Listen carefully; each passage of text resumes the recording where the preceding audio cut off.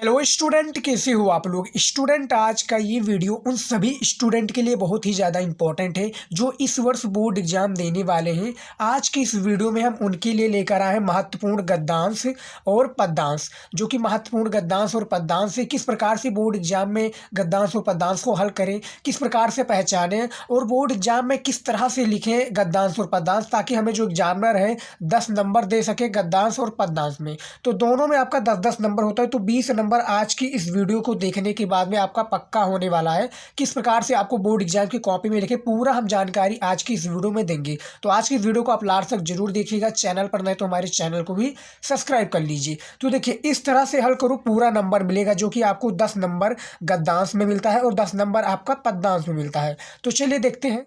ये कुछ हमारा इस प्रकार से गद्यांश है, आप देख सकते हैं। ये गद्यांश रहेगा आपका बोर्ड एग्जाम में, इसी प्रकार से पूछा जाएगा। अब मैं बता दूं प्रश्न आपका किस प्रकार से पूछा जाएगा जो गद्यांश का होता है। तो ये गद्यांश को हम पहले हल करेंगे, उसके बाद में पद्यांश को हल करेंगे। तो गद्यांश में क्या रहेगा, प्रश्न पूछा जाएगा कि निम्नलिखित में से दो गद्यांश दिए होंगे, निम्नलिखित में से किन्हीं 5 प्रश्न दिए होंगे, तो उनमें से किसी एक का आपको गद्यांश को हल करना होगा, जो कि आपको 10 नंबर दिए जाएंगे। तो 2 गद्यांश रहता है अथवा लगेगा, चाहे आप ये वाला कीजिए, एक अलग से रहेगा वो अलग कीजिए। तो देखिए, ये गद्यांश है, आप देख सकते हैं, और इसके 5 प्रश्न पूछे जाते हैं। ये देखिए, इसके जो होते हैं बेसिकली 5 प्रश्न पूछे जाते हैं। तो 5 प्रश्न जो होते हैं 2-2 नंबर के होते हैं, प्रत्येक जो प्रश्न है 2-2 नंबर का होता है। तो टोटली आपका कितने नंबर का हो जाता है, याद रखिएगा 10 नंबर। तो 10 नंबर आज की इस वीडियो में 5 प्रश्न के साथ में हम कंप्लीट करने वाले हैं और बोर्ड एग्जाम में लिखने का सही तरीका बताएंगे।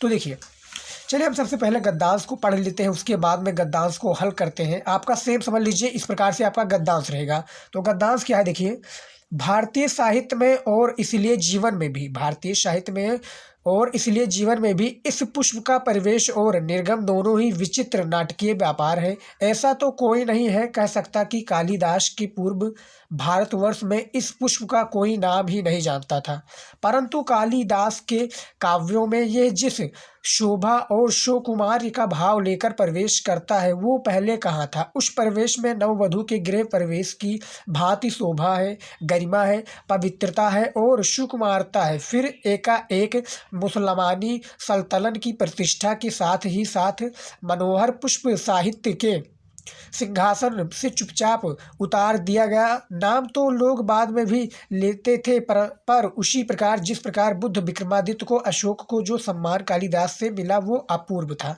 तो देखिए, ये कुछ इस प्रकार से इतना बड़ा गद्यांश है बोर्ड एग्जाम में, सेम इसी प्रकार से आपका गद्यांश रहेगा। अब देखिए प्रश्न क्या पूछा जाता है, पहले मैं प्रश्न भी बता देता हूँ। देखिए, प्रश्न ये रहा पहला, इसी में से आपका गद्यांश से प्रश्न पूछा जाएगा कि उपयुक्त गद्यांश के पाठ और लेखक का नाम लिखिए। तो मैं बता दूं, यदि आपने पढ़ा होगा तो आपको आता होगा, लेकिन इसमें की पॉइंट रहता है। तो ये मैं बता दूं, ये अशोक के फूल से लिया गया है। आप देख सकते हैं यहाँ पर बात हो रही है अशोक को जो सम्मान कालिदास से मिला, तो ये अशोक के फूल से लिया गया, जो कि आचार्य हजारी प्रसाद द्विवेदी द्वारा ये लिखा गया है। तो उपयुक्त गद्यांश के पाठ और लेखक का नाम हो गया। रेखांकित अंश की व्याख्या, यानी जो रेखा खींची हुई है, मैं दिखा दूं आपको, इसकी आपको व्याख्या करनी है बिल्कुल डिटेल में, भारतीय साहित्य में और इसलिए जीवन। तो जो यहाँ तक आप देख सकते हैं वो पहले कहा था, तो इसकी हमें पूरी व्याख्या करनी, इसकी मीनिंग निकालनी है कि कहना क्या चाहता है लेखक। उसके बाद में तीसरा प्रश्न है, आप देख सकते हैं, ये अशोक का पुष्प कालिदास के महाकाव्य में किस भांति शोभा पाता है। तो इसको बताना है, 2 नंबर का ये भी है हमारा। तीसरा है, तीसरा क्लियर हो गया। चौथा प्रश्न है, अशोक के पुष्प को कब साहित्य के सिंहासन से उतार फेंका गया। तो ये भी बताना है, 2 नंबर का है। चौथा है आपका, पांचवा तो हो गया। पांचवा देखिए, लेखक ने किस विचित्र नाटकीय व्यापार बताया है, यानी किसे जो है विचित्र नाटकीय व्यापार बताया, ये बताना। तो टोटली आपका 5 प्रश्न है। अब इन्हीं में से आपको क्या करना है, इसी का हमें आंसर बताना है। तो देखिए, अब किस प्रकार से आपको बोर्ड एग्जाम में लिखना है, तो चलिए मैं लिख कर दिखा देता हूँ। देखिए, अब देखिए, बोर्ड एग्जाम में तो 2 गद्यांश दिए होंगे। अब एग्जामिनर को कैसा पता चलेगा कि वो आप कौन सा गद्यांश हल करने वाले हैं, पहला गद्यांश या दूसरा। तो उसके लिए हमें करना क्या है, जैसे ये देखिए, जो हमारा आगे का 2 लाइन है, जैसे भारतीय साहित्य है, उसके बाद में जैसे लास्ट में जो हमारा है, ये देखिए, वो अपूर्व था। तो ये इसको हमें लिख देना है आगे। पहले ही देखिए किस प्रकार से लिखना है, प्रश्नोत्तर डालेंगे, उसके बाद में क्या डालेंगे, ये देखिए, भारतीय साहित्य। उसके बाद में क्या करते हैं कि डॉट डॉट डालते चले जाएंगे इस प्रकार से, ताकि जानवर को पता चले कि हाँ पहला वाला हल कर रहे हैं या दूसरा वाला। उसके बाद में क्या लिखा है, वो अपूर्व था, वो अपूर्व था। अब एग्जामिनर को पता चल जाएगा कि हाँ आपने ये पहला वाला हल किया है। तो इस प्रकार से अब लिख दिया। अब देखिए इसमें प्रश्न क्या पूछा गया है, मैं दिखा दूं आपको। प्रश्न पूछा गया है कि उपयुक्त गद्यांश के पाठ और लेखक का नाम लिखिए।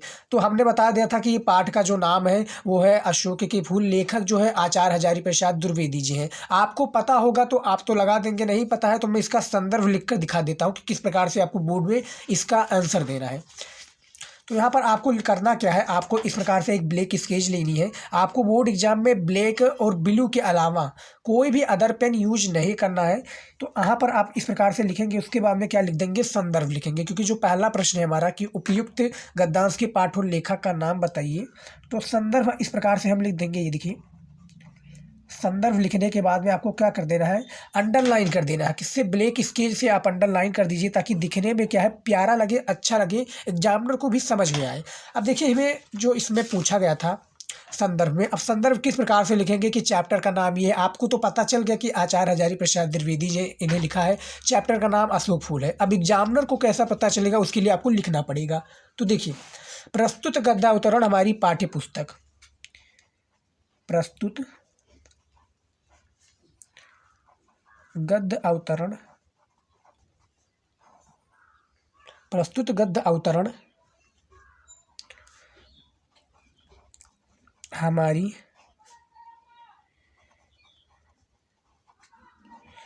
पाठ्य पुस्तक,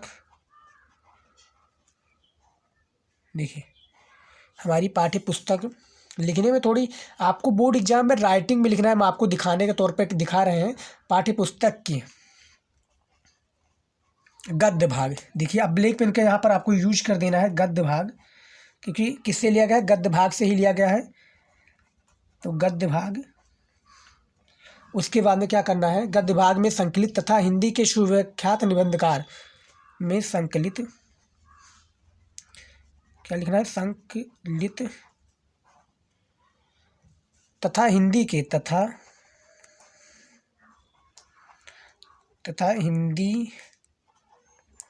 हिंदी के सुविख्यात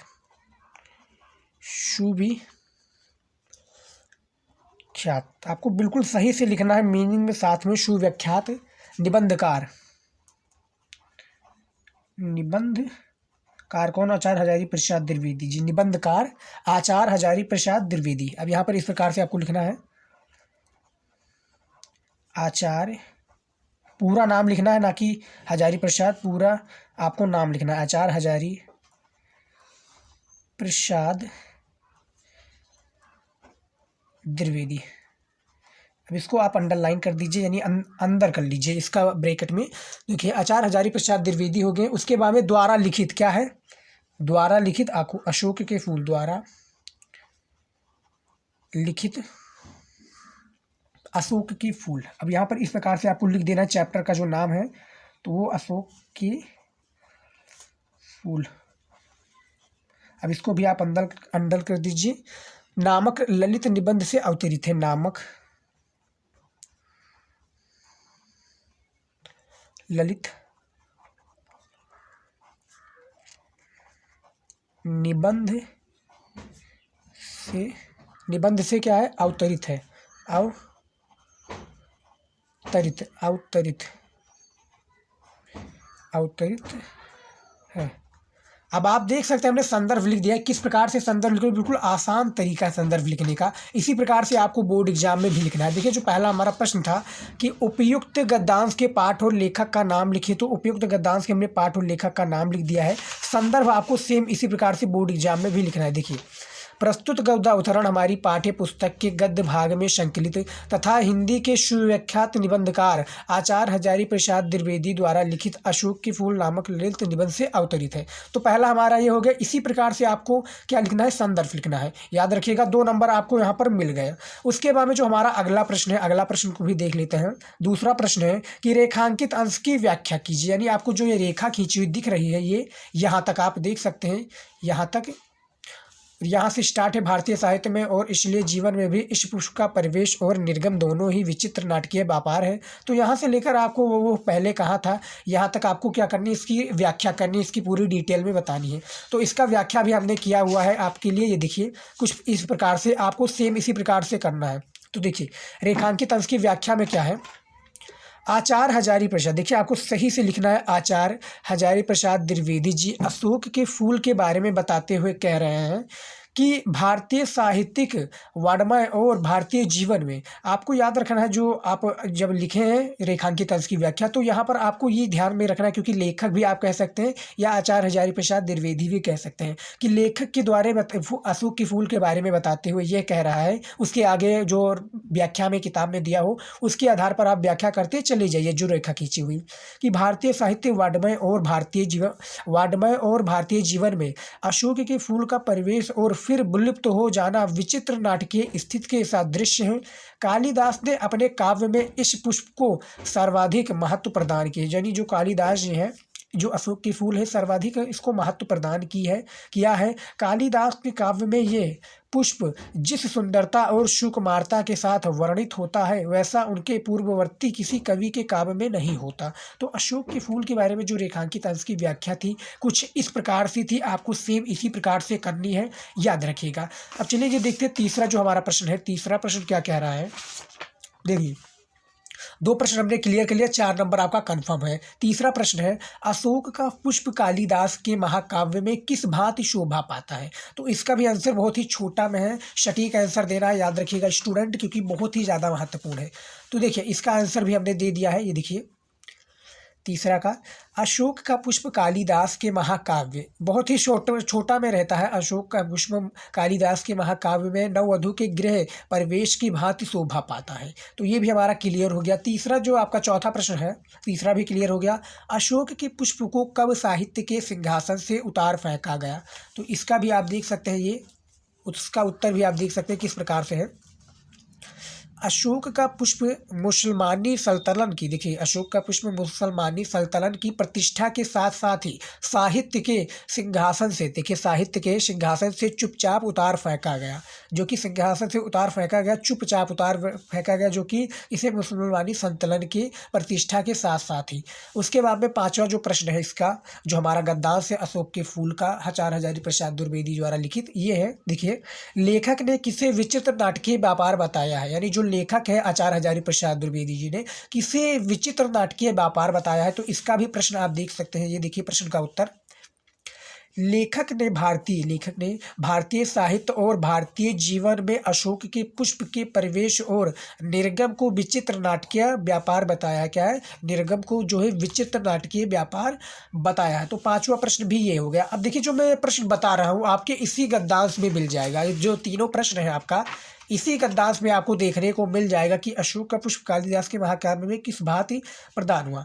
तो देखिए यहाँ पर आपको देख सकते हैं, ये देखिए यहाँ पर आपको किस प्रकार से, देखिए कालिदास के काव्यों में जिस प्रकार शोभा और सुकुमार से लेकर प्रवेश करता है वो उस प्रकार नववधू, देखिए उस प्रकार नववधू के गृह प्रवेश में भांति शोभा पाता है।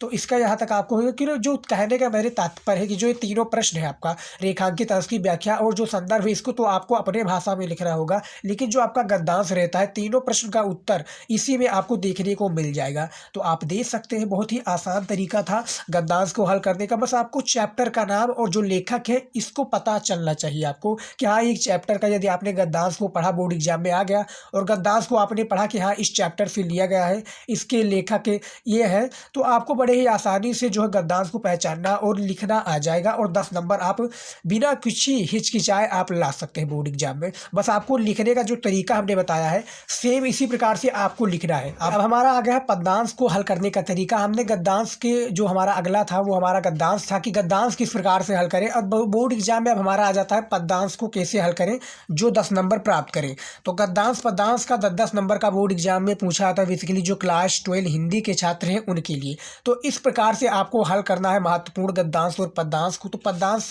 को किस प्रकार से हल करिए, देखिए कुछ इस प्रकार से आपका पद्यांश दिया होगा बोर्ड एग्जाम में, जो इस प्रकार से आपका पद्यांश दिया जाता है। उसके बाद में क्या होता है, 2 पद्यांश दिए जाएंगे, इसमें भी आपको अथवा लगकर, चाहे आप नीचे वाला कीजिए 1 नंबर या दूसरा नंबर, तो टोटली आपका 2 पद्यांश दिया होगा। चलिए मैं पद्यांश को पढ़कर बता देता हूँ, उसके बाद में हम आपको आगे लिखने का तरीका बताता हूँ कि किस प्रकार से आप बोर्ड एग्जाम में पद्यांश को पहचानेंगे, लिखने का तरीका क्या रहेगा। तो देखिए, बेटी खिन्ना यक दिवस वह गेह में थी अकेली, आके आंसू दीर्घ युगल में थे, आके आंसू दीर्घ युगल में थे, धरा को बिहोगे वियोगित, आई धीरे इस सदर में पुष्प संध, सदगधर को ले, प्राप्त वाली सुपवन इसी काल वातायनों से।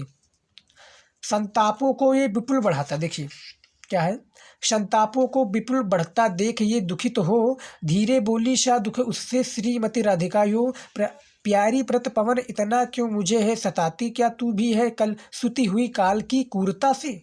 तो देखिए ये बेटी खिंडा यक दिवस जो है, ये पद्यांश जो है ये है आपका पवन दूतिका, और जो इसके जो कवि हैं बेसिकली अयोध्या सिंह उपाध्याय हरियोध जी हैं। अब मैं बता दूं आपको पहचानना किस प्रकार से है, यदि आपने पढ़ा होगा तो इसको आपको याद हो जाएगा। जैसे यहाँ पर मैं ट्रिक बता दूं पहचानने का, पवन देखिए यदि आपने पढ़ा होगा पूरा डिटेल में और आपको पता होगा कि हाँ इस चैप्टर से लिया गया है, इसके कवि ये हैं, तो आपको बड़े ही इजीली आपको पद्यांश को हमें देखने में ही आपको मिल जाएगा। पद्यांश को यदि आप पूरा तरीके से ढंग से पढ़ेंगे मन लगाकर, आपको पद्यांश में ही मिल जाएगा कि हाँ ये पवन दूतिका से लिया गया है, इसके कवि अयोध्या सिंह उपाध्याय हरियोध जी हैं। तो देखिए बेटी खिंडा यक दिवस, अब इसके प्रश्न क्या पूछेगा है मैं दिखा दूँ। 5 प्रश्न भी इसके साथ में पूछे जाते हैं। जिस प्रकार से आपका गद्यांश में 5 प्रश्न पूछा जाता है, सेम इसी प्रकार से आपको पद्यांश में भी देखने को मिल जाएगा। 2-2 नंबर का प्रत्येक आपका ये प्रश्न होता है, याद रखिएगा 2-2 नंबर का ये आपका एक प्रत्येक प्रश्न होता है। टोटली इसमें भी आपका 5 प्रश्न होता है जो कि 2 नंबर का होता है। टोटली आपका कितना हो जाता है, 10 नंबर हो जाता है। तो इसमें प्रश्न क्या पूछा गया है कि उपयुक्त पद्यांश की शीर्षक और कवि का नाम लिखिए। इसमें आपको शीर्षक और कवि का नाम लिखना है, कवि का नाम लिखना है। उसके बाद में जो दूसरा प्रश्न है, रेखांकित अंश की व्याख्या कीजिए। जो यहाँ पर आप रेखा खींची हुई देख सकते हैं कि प्यारी प्रत पवन इतना क्यों मुझे है सताती, क्या तू भी है कलुषिती हुई काल की क्रूरता सी। तो इसकी आपको व्याख्या करनी है, बिल्कुल डिटेल में व्याख्या करनी है। तो मैं बताऊंगा किस प्रकार से आपको करना है। तीसरा है आपको, घर में दुखी होकर एक दिन अकेला कौन बैठा था, यानी जो घर में दुखी होकर अकेला कौन बैठा था ये बताना है आपको। इसी प्रकार से चौथा प्रश्न है आपका, फूलों की सुगंध से युक्त होकर, फूलों की सुगंध से युक्त होकर राधा के घर में किसने प्रवेश किया, राधा के जो घर में किसने प्रवेश किया जो फूलों की सुगंध से। पांचवा है आपका, राधा के प्रातःकालीन वायु से दुखित होकर क्या कहा, यानी प्रातःकालीन वायु से दुखित होकर जो राधा है क्या कहा ये बताना है। तो ये टोटली 5 प्रश्न हैं। अब 5 प्रश्न में से मैं आपको उपयुक्त पद्यांश के शीर्षक और कवि का नाम लिखना बता देता हूँ कि किस प्रकार से आपको लिखना है बोर्ड एग्जाम में। अब देखिए मैंने जैसे आपको शुरुआत में ही बता दिया था कि एग्जामिनर के साथ में जो आपका मॉडल पेपर रहेगा हिंदी में, आपका 2 पद्यांश दिया होगा। तो 2 पद्यांश में से आप एग्जामिनर को कैसा पता चलेगा कि आप कौन सा पद्यांश हल करने वाले हैं, पहला हल करेंगे या दूसरा हल करेंगे जो अथवा लगा है। तो मैं बता दूँ जैसे आप अथवा वाला हल कर रहे हैं दूसरा, तो एग्जामिनर को भी पता तो चलना चाहिए। तो देखिए मैं क्या करूँगा, सिंपली से इसके आपका 2 लाइन लिख जैसे बेटी खिंडा, उसके बाद में जो लास्ट का है की क्रूरता से, तो इसको हमें इस प्रकार से आपको यहाँ पर लिख देना है। देखिए इस प्रकार से सेम आपको बोर्ड एग्जाम में भी करना है स्टूडेंट, याद रखिएगा। बेटी खिंडा, अब यहाँ पर आपको डॉट डॉट करते चले जाना है। क्या करना है, डॉट डॉट आप इसे सिंपली से करते चले जाइए। उसके बाद में लास्ट में क्या लिख देंगे, की क्रूरता से, की क्रूरता से। अब एग्जामिनर को पता चल जाएगा कि हाँ आपने अथवा जो लगा है उसको आपने हल किया है। नहीं तो आप पहला हल करे हैं तो आपको एग्जामिनर को जो है पता चल जाएगा कि आपने जो है पवन दूतिका को हल किया है, जो कि पवन दूतिका द्वारा ये लिखी है। तो इसी प्रकार से आपको करना है। अब देखिए यहाँ पर पूछा गया क्या गया था कि उपयुक्त पद्यांश की शीर्षक और कवि का नाम लिखिए। तो पहला हमारा ये प्रश्न था। अब आपको करना कुछ नहीं है, आपको ये ब्लैक स्केच लेनी है। ब्लैक और ब्लू के अलावा कोई भी अदर पेन आपको बोर्ड एग्जाम में नहीं करना है। तो जैसे आप पहला वाला हल कर रहे हैं, तो अब एग्जामिनर को पहला वाला हल करने के लिए आपको संदर्भ लिखना पड़ेगा। तो संदर्भ किस प्रकार से लिखेंगे, देखिए यहाँ पर इस प्रकार से आप डाल लीजिए संदर्भ। उसके बाद में नीचे आप ब्लैक स्केच से अंडरलाइन कर दीजिए, नहीं तो पेन से आप अंडरलाइन कर दीजिए ताकि दिखने में जो है प्यारा लगे, अच्छा लगे। तो संदर्भ लिखने के लिए अब हमें करना क्या है, ये देखिए अब यहाँ पर संदर्भ हम लिखना स्टार्ट कर देते हैं। सेम इसी प्रकार से आपको बोर्ड एग्जाम में भी लिखना है, याद रखिएगा स्टूडेंट। तो देखिए प्रस्तुत पद्य महाकवि, प्रस्तुत पद्य महाकवि, प्रस्तुत पद्य महाकवि अयोध्या सिंह उपाध्याय हरियोध। अब ये भी लिखना है आपको, अयोध्या सिंह उपाध्याय, अयोध्या सिंह उपाध्याय आपको बिल्कुल देख देख कर लिखना है बोर्ड एग्जाम में। अयोध्या सिंह उपाध्याय हरियूद। आपको घर पर ही इसको सॉल्व करने की कोशिश करना। मैं जिस प्रकार से आपको बता रहा हूँ, यदि आप घर पर भी सॉल्व करेंगे तो आपको काफ़ी आसानी होगी बोर्ड एग्जाम में जो है पेपर को यानी गद्यांश को हल करने में। तो घर पर भी मेरी एक रिक्वेस्ट है कि आप घर पर भी इसको 1 से 2 बार ज़रूर हल करें। द्वारा क्या है? द्वारा रचित। अब देखिए, द्वारा रचित प्रिय प्रवास। क्या करना है? द्वारा रचित प्रिय प्रवास। प्रिय प्रवास। उसके बाद में देखिए किस प्रकार से हमने लिखा है। देखिए, प्रस्तुत पद्य महाकवि अयोध्या सिंह उपाध्याय हरियूद द्वारा प्रिय प्रवास से हमारी पाठ्य पुस्तक के, देखिए से हमारी पाठ्य पुस्तक, देखिए हमारी पाठ्य पुस्तक। आपको इसी प्रकार से भी लिखना है, बिल्कुल देख सकते हैं। पाठ्य पुस्तक के काव्य भाग में संकलित काव्य, वो था गद्य भाग, ये था काव्य भाग। काव्य भाग में संकलित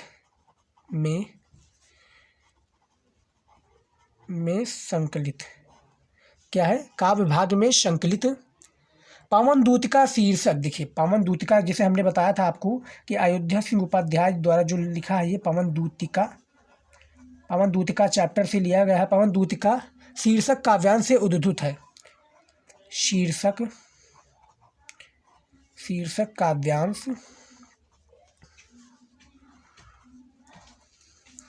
से उद्धृत है। आप देख सकते हैं हमने संदर्भ को लिख दिया है। किस प्रकार से लिखा है आप देख सकते हैं। संदर्भ जो हमारा पहला प्रश्न था कि देखिए, पहला प्रश्न क्या था कि उपयुक्त पद्यांश के शीर्षक और कवि का नाम लिखिए।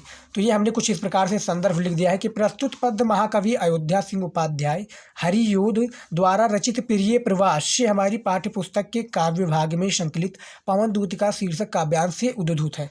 अब देखिए, हमने तो ये सॉल्व कर दिया। आपको सेम इसी प्रकार से करना है, 2 नंबर आपको यहाँ पर मिल जाएगा। अब जो हमारा दूसरा प्रश्न पूछा गया है, देख सकते हैं, रेखांकित अंश की व्याख्या कीजिए। तो ये जो रेखा खींची हुई आप देख सकते हैं, इसी की हमें व्याख्या करनी है, पूरा डिटेल में व्याख्या करनी है। तो देखिए, इसका भी हमने किया हुआ है। देखिए क्या है, आपको सेम इसी प्रकार से डालना है। जो हमने ये रेड पेन और इसका यूज किया है, ये आपको नहीं करना है। आपको ब्लैक और ब्लू के अलावा कोई भी अदर पेन यूज नहीं करना है बोर्ड एग्जाम में। मैं आपको पहले ही बता देता हूँ। तो यहाँ पर आपको हेडिंग डालना है रेखांकित अंश की व्याख्या। उसके बाद में जो रेखा खींची हुई इसकी आपको व्याख्या कर देनी है। तो देखिए, प्रातःकालीन सुखद वायु पुष्पों की सुगंध लेकर धीरे धीरे खिड़कियों के रास्ते उस घर में प्रविष्ट हुई जहां राधा घर में बहुत ही दुखी होकर अकेले बैठी थी। क्या है? अकेली बैठी थी। वायु संयोग में सुगंध लगती थी, वहीं अब वियोग में दुख बढ़ाने वाली शुद्ध हुई। अतः उस वायु के कारण अपनी व्यर्थता को बढ़ता देख राधा बहुत दुखित होकर, क्या है, व्यर्थता को देख राधा बहुत दुखित होकर उससे बोली कि हे प्यारी प्रभातकालीन वायु, तू मुझे इतना क्यों सता रही है? क्या तू भी मेरे भाग्य की कठोरता से प्रभावित होकर दूषित हो गई है? अर्थात समय या भाग्य तो मेरे विपरीत ही है, पर क्या तू भी उससे प्रभावित होकर मेरा दुख बढ़ाने पर तुली है? जबकि सामान्यतः तू लोगों के साथ सुख देने वाली मानी जाती है। तो जो रेखांकित यह अंश की व्याख्या है, आप देख सकते हैं कि प्यारी प्रातः पवन, इतना क्यों मुझे सताती? क्या तू है ये कलुषित हुई काल की क्रूरता से? तो इसका जो पूरा डिटेल है आप देख सकते हैं। रेखांकित अंश की व्याख्या कितना छोटा कितना बड़ा है। तो आपको इसी प्रकार से पूरा जो है डिटेल में कोई भी इसमें काटपीट नहीं करना है, आपको लिखना है। क्योंकि आप जाकर देख सकते हैं किताब में सेम इसी प्रकार से जो भी आपका गद्यांश पूछा जाएगा, आपको डिटेल में उसका आंसर देना है, याद रखिएगा। अब देखिए, तीसरा जो हमारा प्रश्न था, हमने तो रेखांकित अंश की व्याख्या कर दी। तीसरा प्रश्न है, घर में दुखी होकर एक दिन अकेला कौन बैठा था? तो यहाँ पर देखिए, तीसरा प्रश्न है कि घर में, देखिए, एक दिन राधा घर में दुखी होकर अकेली बैठी थी। तो देखिए, इसमें ज़्यादा कुछ नहीं करना है, बस आपको यहाँ पर राधा को डाल देना है। उसके बाद में क्या है, इसमें पूछा गया था प्रश्न में कि घर में दुखी होकर एक दिन अकेला कौन बैठा था। तो यहाँ पर राधा को ऐड कर देना है, यानी राधा को लगा देना। उसके बाद में प्रश्न का वही आपको आंसर दे देना है। तो इसमें भी आपको 2 नंबर दे दिए जाएंगे। उसके बाद में चौथा प्रश्न है, फूलों की सुगंध से युक्त होकर राधा के घर में किसने प्रवेश किया? तो देखिए, चौथा प्रश्न का उत्तर कुछ इस प्रकार से है, फूलों की सुगंध से युक्त होकर राधा के घर प्रातःकालीन सुखद वायु ने प्रवेश किया। क्या है? सुखद वायु ने है, प्रातःकालीन यानी सुबह मॉर्निंग में सुखद वायु ने राधा के घर में प्रवेश किया, फूलों की सुगंध से युक्त होकर। उसके बाद में पांचवा है, राधा के प्रातःकालीन वायु से दुखित होकर क्या कहा, यानी जो राधा है प्रातःकालीन यानी सुबह की वायु से दुखित होकर क्या कहा वायु को। देखिए, राधा ने प्रातःकालीन वायु से दुखित होकर कहा कि हे प्रभातकालीन वायु, तू मुझे क्यों सताती है, क्या तू भी मेरे भाग्य की कठोरता से प्रभावित होकर दूषित हो गई है। तो ये आपको देख सकते हैं किस प्रकार से है, जो हमने रेखांकित अंश की व्याख्या की थी। इन तीनों प्रश्न का उत्तर आपको इसी में मिल जाएगा। आप जाकर देखेंगे तो इन तीनों प्रश्न का जो आंसर है इसी में मिल जाएगा। तो 6 नंबर तो आपका इसी तीनों प्रश्न में कंप्लीट हो गया, 2 नंबर आपका रेखांकित अंश में हो गया और 2 नंबर आपका जो है जो आपने संदर्भ लिखा था इसमें कंप्लीट हो चुका है। तो टोटली हमने गद्यांश को सॉल्व कर दिया है। देख सकते हैं किस प्रकार से। इसी प्रकार से सेम आपको सभी प्रकार की जो चीज़ें हैं, जो भी आपका गद्यांश और पद्यांश है, सेम जो भी आपका पूछा जाए बस आपको पहचानना रहेगा। पहचानने का आपको बस मालूम हो जाए, आपको गद्यांश और पद्यांश को सही से पढ़ेंगे, पहचानना आपको आ जाएगा। तो आज का ये वीडियो यहीं तक था। हमने गद्यांश और पद्यांश को पूरा डिटेल में हल किए दिया है, आप देख सकते हैं। तो आई होप कि आज का ये वीडियो आपको पसंद आया। पसंद आए तो वीडियो को लाइक कीजिएगा, शेयर कीजिएगा। मिलता है नेक्स्ट वीडियो में कुछ नया लेके, जब तक ले जय हिंद।